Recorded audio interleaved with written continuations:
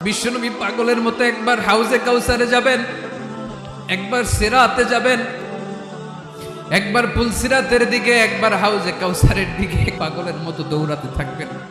তার কোনো গুনাহগার উম্মত যাতে জাহান্নামে ঢুকে না যায়, সেদিন কেউ সুপারিশ করতে পারবে না বিশ্বনবী ছাড়া।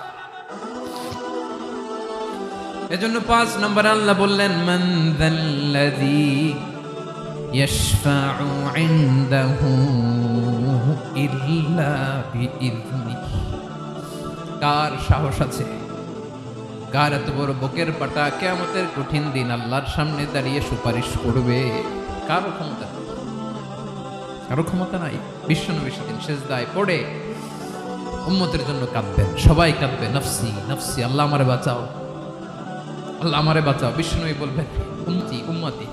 বিশ্বনবী আমার জন্য কাঁদবেন, আপনার জন্য কাঁদবেন, আমাদের জন্য সেদিন কেঁদে কেঁদে জাহান্নামের দরজায় দাঁড়িয়ে আমাদেরকে টেনে টেনে জান্নাতে ঢুকাবেন।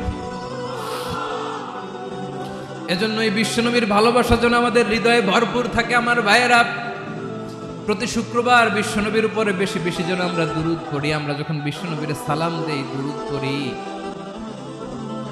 একদল স্পেশাল ফেরেশতা আছে যারা বিশ্বনবীর দুধটা নিয়ে সরাসরি বিশ্বনবীর রওজায় যায়, যে বলে অমুকের বেটা অমুক আপনারে সালাম দিয়েছে। বিশ্বনবী নিজ কবরের থেকে নিজেই সালামের উত্তর দেয়।